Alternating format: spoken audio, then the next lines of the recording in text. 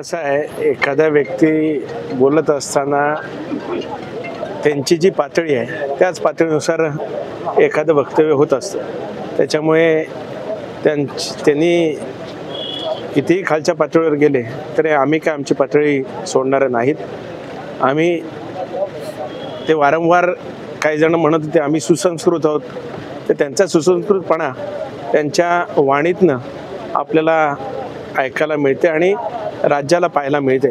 माझी एकच विनंती आहे की ज्यावेळेस तुम्ही टीका करता जरूर करावी, विरोधक असल्यामुळे किंवा कोणी करू नये ह्याच्या बाबतीत कधीच आमचं म्हणणं नाही, कारण तटकरे साहेबांचं पूर्ण राजकीय आणि सामाजिक वाटचाल ही संघर्षमयच राहिलेली आहे। त्यामुळे टीका काय तटकरे परिवारासाठी किंवा आम्हा राष्ट्रवादी कार्यकर्त्यांसाठी काय नवीन नाही, पण वेळ आल्यावर जसंच तसं उत्तर निश्चितच राष्ट्रवादी काँग्रेस पक्षाचे कार्यकर्ते त्यांना देतील। बादशाह तर म्हटलं तटकरे साहेबांनी, एक तर कबूल केलं तटकरे साहेब बादशाह आहेत रायगडचे।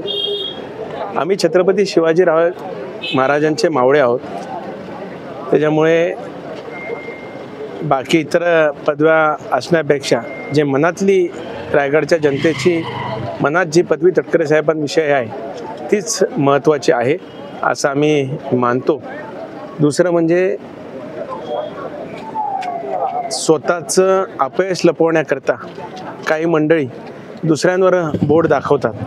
खरं तर महाडमध्ये असेल, अलिबागमध्ये असेल, लोकसभेच्या निवडणुकीच्या दरम्यान काय काय झालं हे झाकली मूठ आम्ही ठेवले। मी वारंवार म्हटलो की भरत शेठ असतील, महेंद्र दळवी साहेब असतील, यांनी प्रामाणिकपणाने काम केलं, याच्यात दुमत असण्याचं कारण नाही।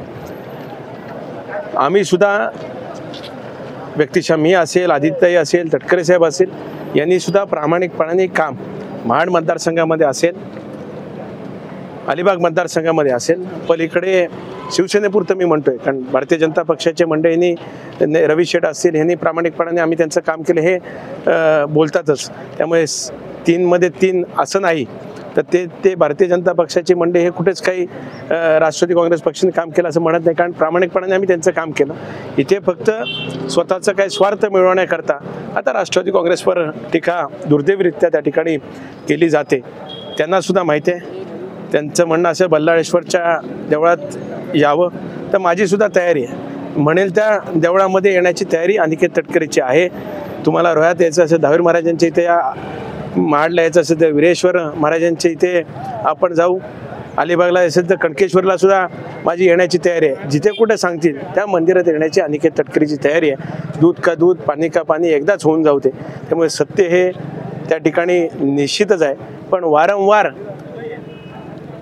आमच्याविषयी संभ्रम निर्माण करण्याचा प्रयत्न हा जो काय केला जातोय त्याला कुठेतरी थांबवण्याची गरज ही निश्चितच आहे। आशीर्वाद घेण्याकरता विधानसभेला सकाळ संध्याकाळ रात्री अपरात्री त्यांचेच आशीर्वाद घेण्यासाठी फोन लावत होतात, काठीभेटी घेत होतात, त्याच्यामुळे त्यांचे आशीर्वाद त्यावेळेस होते।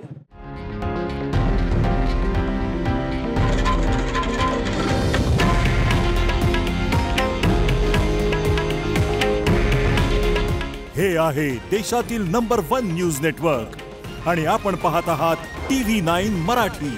काळजी तुमची, हित महाराष्ट्राचं।